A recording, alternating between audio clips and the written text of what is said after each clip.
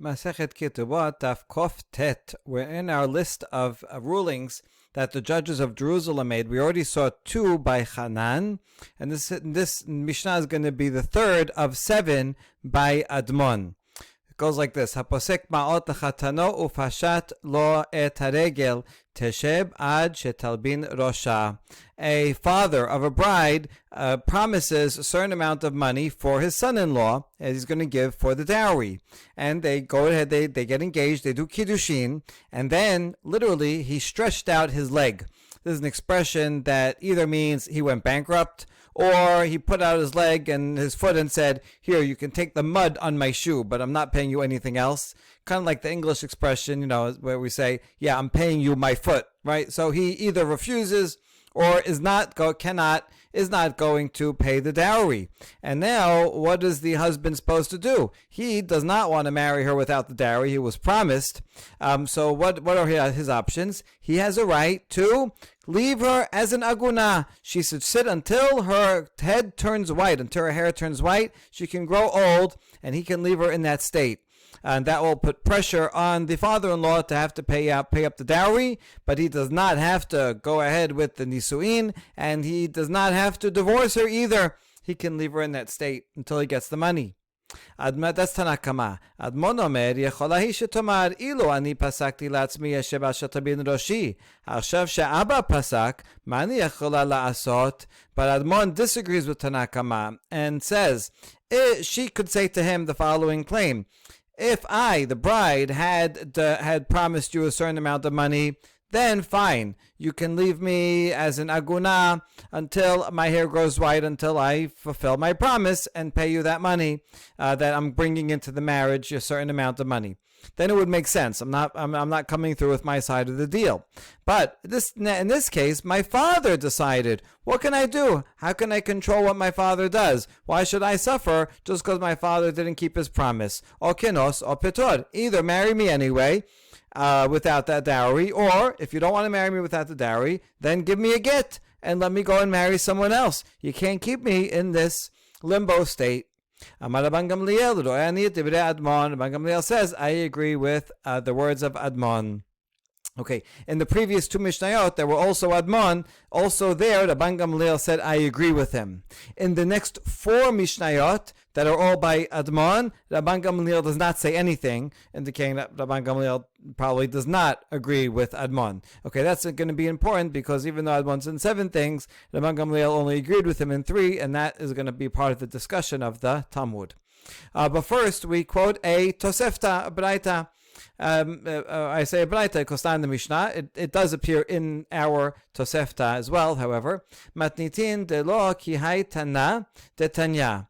Our Mishnah is not like the version that the Tana taught in this Tosefta. Amar Rabbi Yosef Rabbi Yehuda, lo nechluku admon v'chachamim ala posek ma'od lechatano ufashat lo et haregel sheyechola hi shetomar abba pasak alai ma'ani yechola la'asot.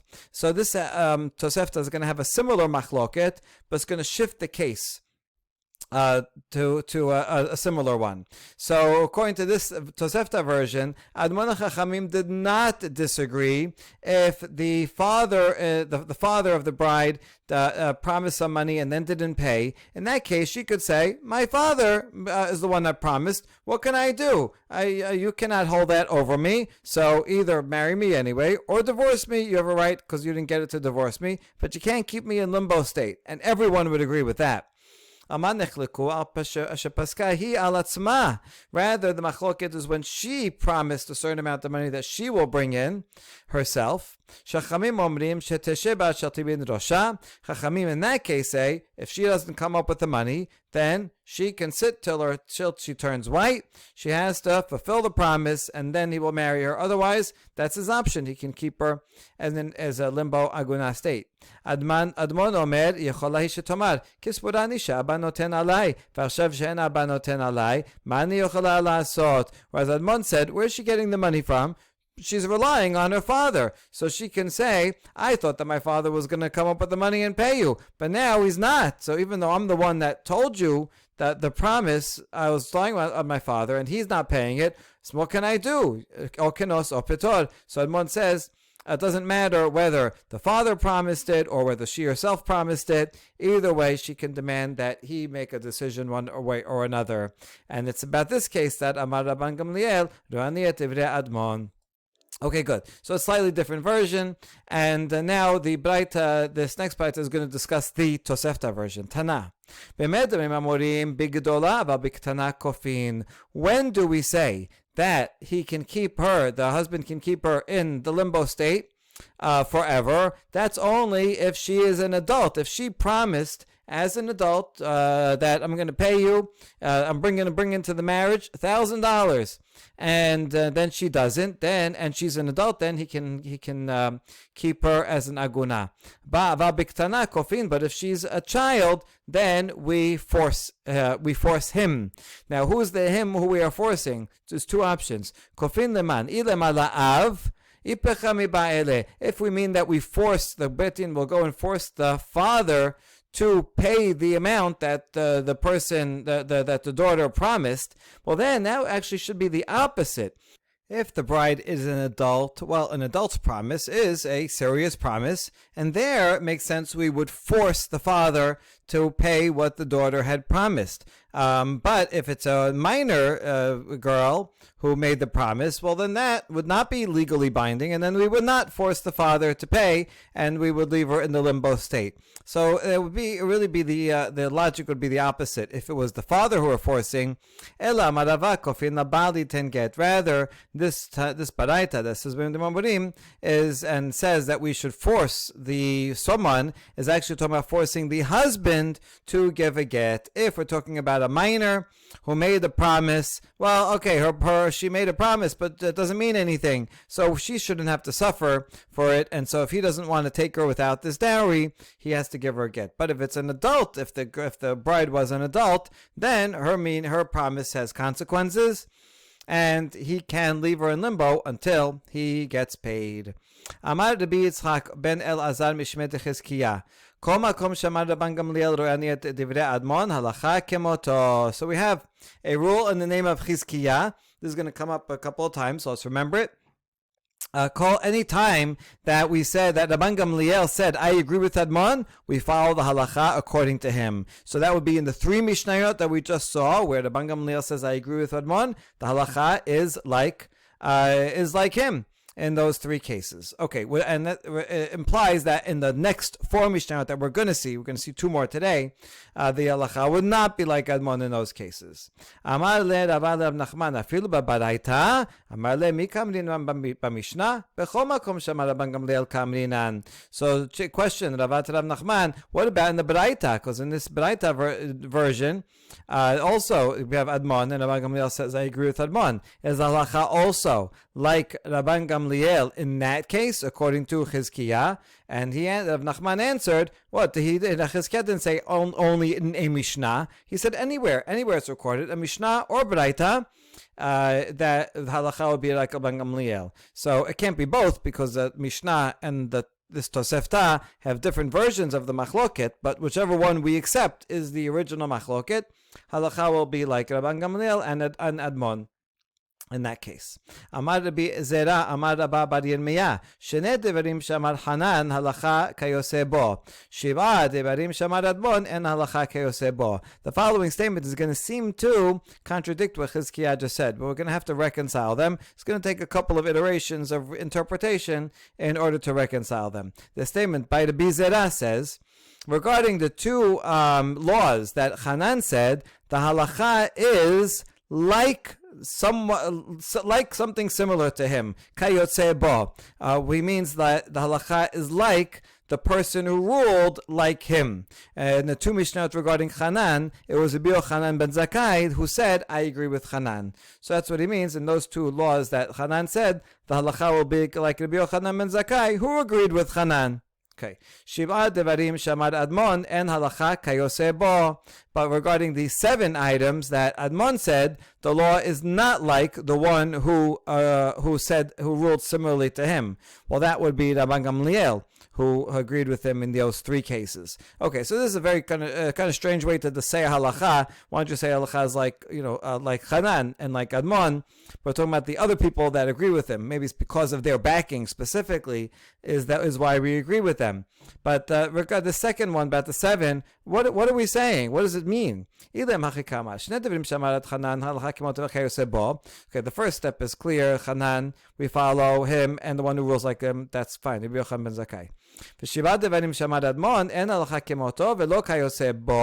So if he means to say that regarding the 7 things that Admon says, we do not follow Admon and not Rabban Gamliel who decided like him, but that isn't true. Chizkiah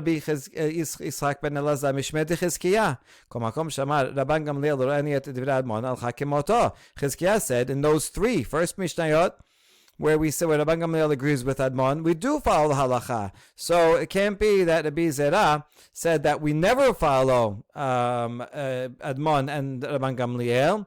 So let's try to reinterpret Rabbi Zerah's statement. Fine, the first half is the same. Hanan, we follow him, and Rabbi Yochanan ben Zakkai. Shiba devrim shamar Admon, en halacha kayoseh bo, hakemoto halacha bekulhu. The 7 items that Admon said, we do not follow the opinion of the one who ruled like him. In other words, like Rabban Gamliel. We do not follow Rabban Gamliel and say the halacha is like him only in those 3 cases. But that would imply that Kemoto, like Admon himself, we do follow. So for Admon, we follow his halacha in all 7 cases, and we ignore Rabban Gamliel, who agrees with him in some of the cases. So now we went from following his halacha in none of the cases to following his halacha in all of the cases. This also is going to contradict Chizkiah. Fa'amar Rabbi Yitzchak ben Elazar mishmei de Chizkiah, kol makom shamar Rabban Gamliel ro'eh ani tibrei Admon halacha kemoto. Amar in, lo amar la. Chizkiah said only when Rabban Gamliel says, I agree with Admon, then the halacha is like him. So that means in the first 3 cases, yes. But in the second 4, no. And the interpretation you just said, we follow halacha in all 7 cases. So that's not a good interpretation. Ela hachikamar. Rather, this is the interpretation of Rabbi Zerah. Shnei devarim shamar Hanan halacha kemoto vekayotze bo. Shib'a devarim shamar Admon yesh mehem shalacha kemoto vekayotze bo. Yesh mehem shen halacha kemoto ela kayotze bo.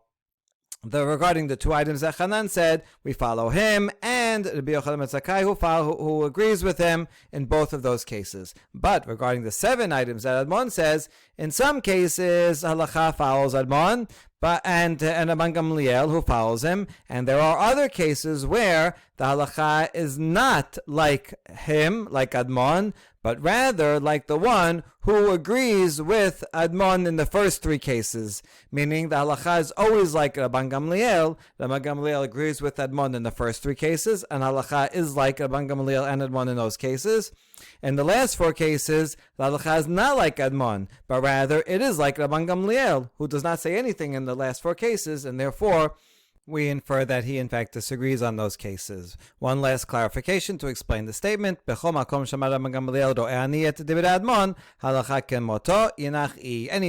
Rabban Gamliel said, I agree with Admon, then we follow halacha like him. That's the previous 3 Mishnayot. The rest of it, where he doesn't say anything, halacha is not like Admon, and that's going to be the next 4 cases. Alright, good. So now we get to the 4th law of Admon, ha'ored al hasadeh vehu chatum aleha be'ed. Admon omer hashani noach li v'harishon kashe hemenu. Hachamim omerim ibed et zechuto. Someone comes and contests a field. He says, this field that guy is living on is actually mine.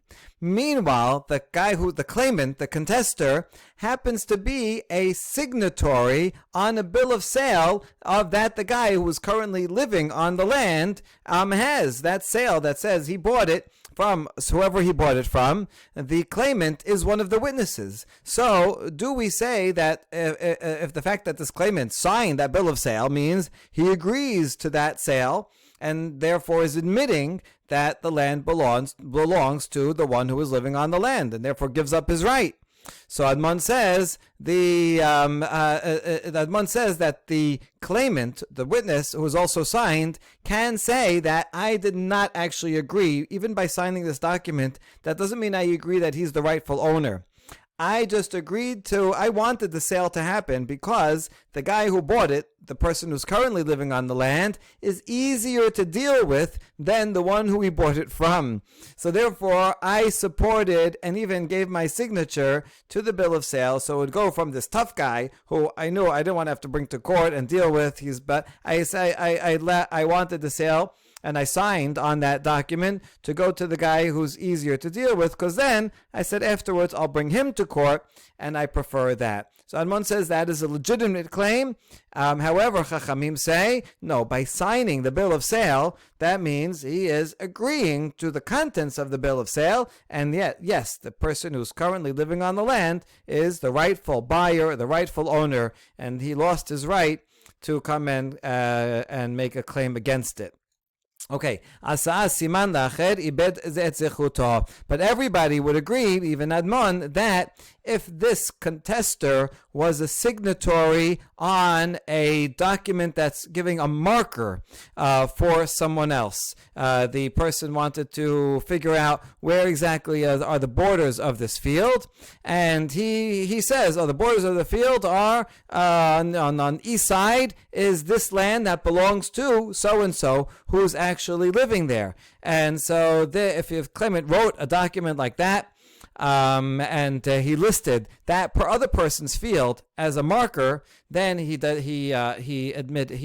lost his right to it, because in that case he can't make this claim that it's a bill of sale that I wanted it to transfer. Here the land is not transferring from anyone to anyone else. He's talking about where he signed a bill of sale, let's say for a land that's next door, and when you want to sell a land, you just have to say, listen, the borders of this land are on the east side. It's the land that belongs to so and so. In that case, it shows that he admits that land does in fact belong to that other guy, and he lost his right to make a claim.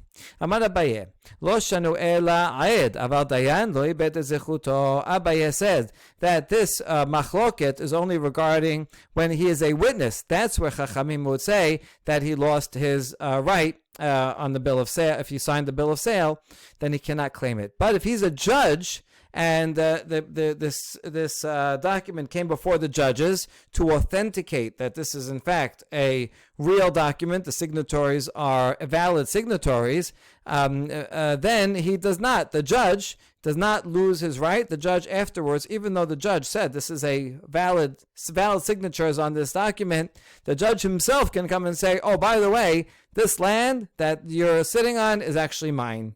Why? This is based on what Rabbi Chia said, that witnesses should not sign a document unless they read it, right? They're actually signing that the contents in the document are true. Therefore, they're admitting to it. But the judges can validate a document even though they didn't read it. They're just certifying the signatures. There's like people who write blurbs for books. They endorse endorsements for books. They don't always read the book. So judges also, they're just saying, yes, this signature is valid. It was signed by that guy. But they're not certifying that the contents of it are true. Therefore, the judge can always contest it. Asa siman le'acher, the last part of the Mishnah, that if someone mentions this guy's field as a marker in a document, then that means he's admitting that it's his. Notices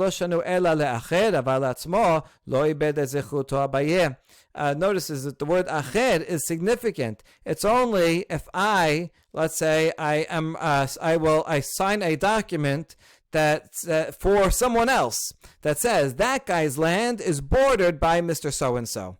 In that case, it's sure that I am admitting that the one on the border does in fact belong, and I cannot make a claim. But if it's for me myself, then I can. In other words, let's say this guy has two fields side by side. One of them I'm going to make a claim on, I think is mine. The other one I'm about to buy. As I'm buying the field, we make in the document, it says, I'm buying the field that on the east side is bordered by his own field. right, the guy I'm buying it from, the seller's field, and I sign and agree to that document, even though in that document I'm agreeing that the land to the east, it belongs to him, I could say, no, I only wrote that because I wanted to buy the land. But, and he wouldn't sell it to me if I contested it. But it doesn't mean I really admit it. I can go ahead and contest the land next door anyway, as we're about to say. If I didn't sign that document and agree in that document, say that it's his land, then he wouldn't have sold me the land that I wanted. So I signed it just for that. So what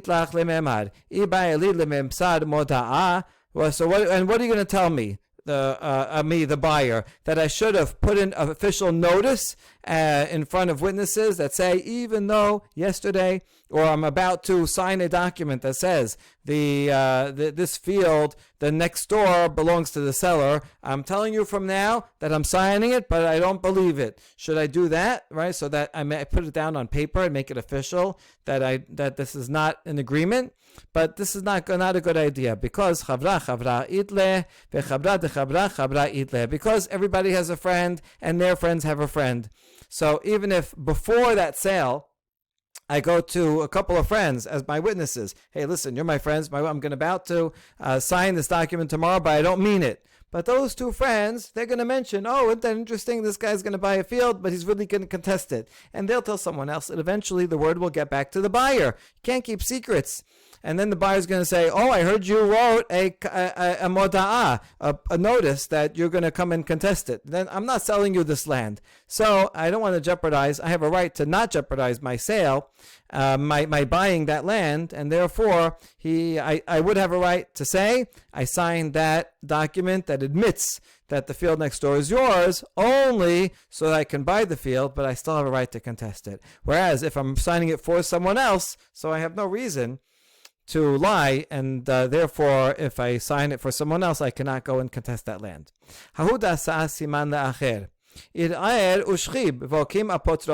have a fantastic story about a steward, a potropa, where you had a certain person. This happened to him. He signed a document that said a certain land is bordered on the east by Mr. So-and-so's land, and thereby admitting that is in fact his land. This guy, he contested then. He says, wait a second, that land that I said you are the border, is actually my land. But the contester ended up dying. The contester is the same one that signed, admitting that it's his land, but then he died. And he set up a steward to take over his property, to take care of it for the orphans. So Apotros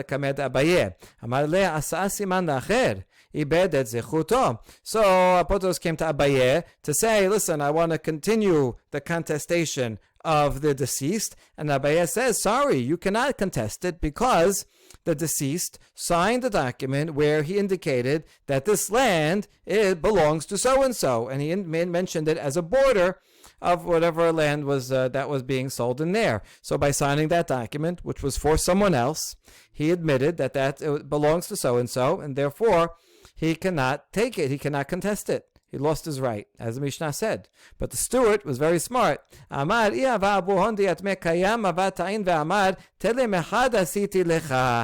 the steward says, if the father of the orphans were alive, he would make a claim, the following claim, and therefore I'm going to make it for him, that when I said that on the east side is bordered by so-and-so's land, I didn't mean the whole field, but rather just one furrow. That belongs to him. Yes, I admit that, but the rest of the field, that belongs to the deceased.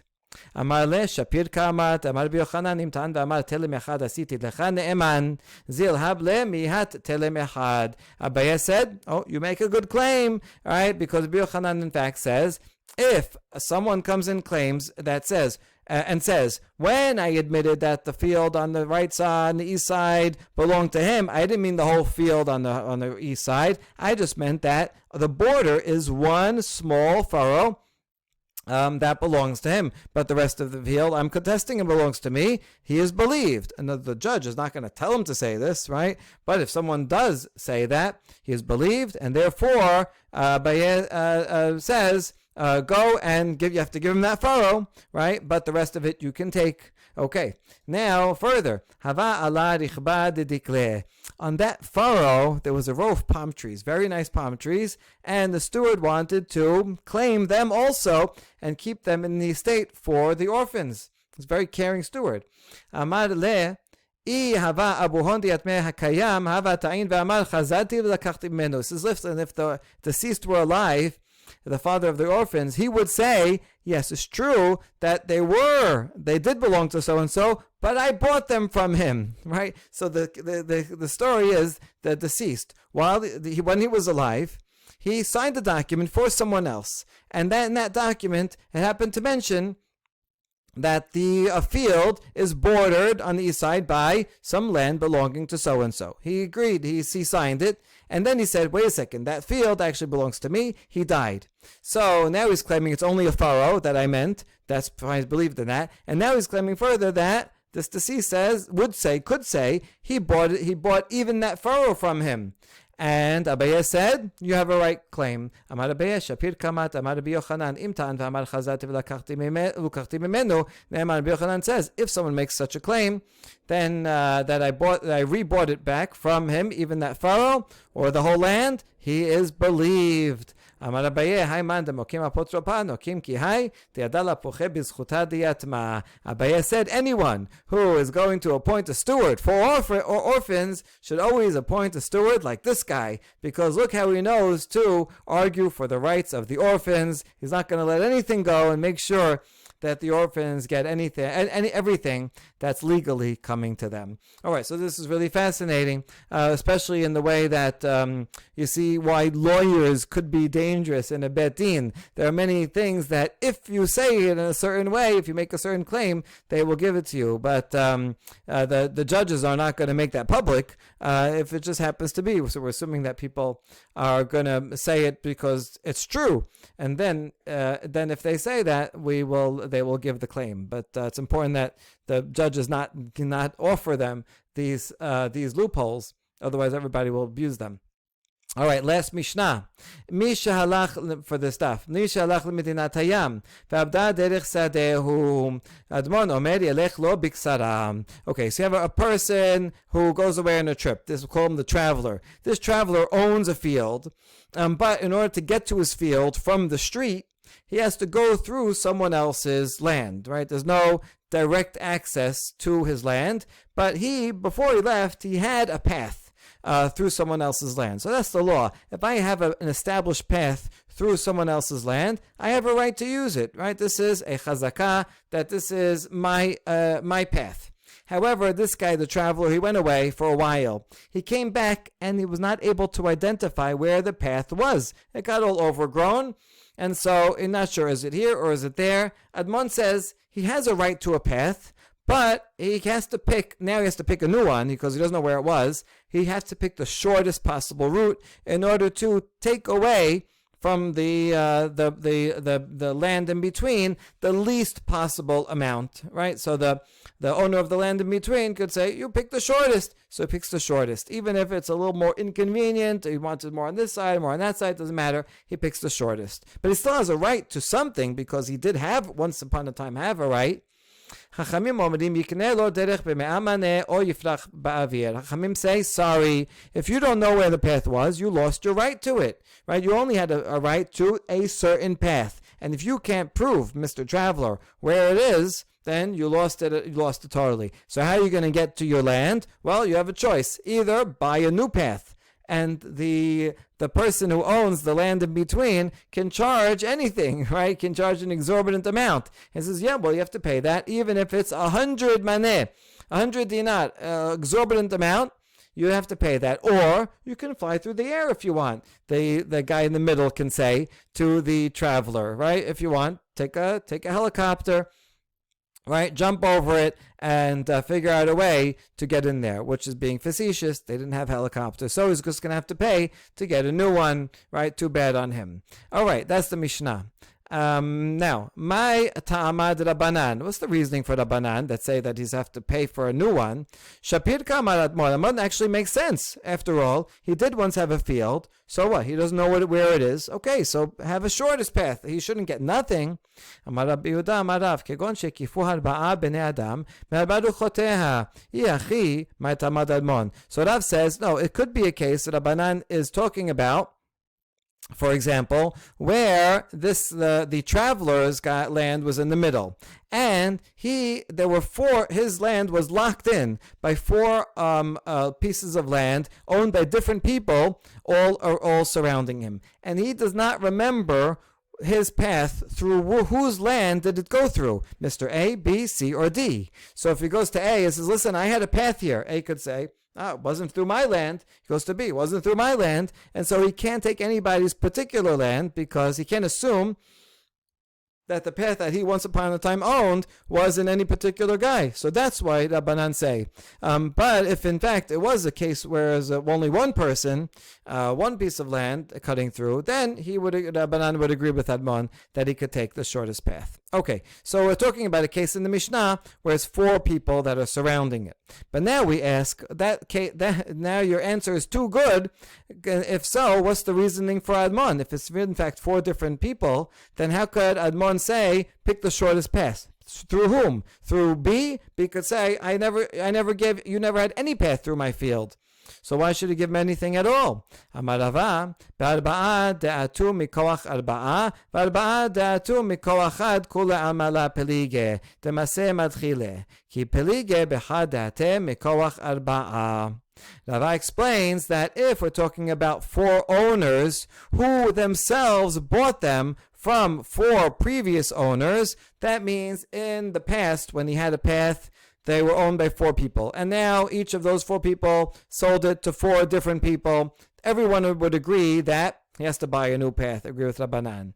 And if it's four people that bought it from one, also everyone would agree that he has to buy a new path. Because even though once upon a time, one person owned all of them, but now four people own it, and so the traveler cannot take it from any one of them. So yeah, everyone would agree that he has to buy a new path. Because each one can say, get out of here, you didn't have a path in my land.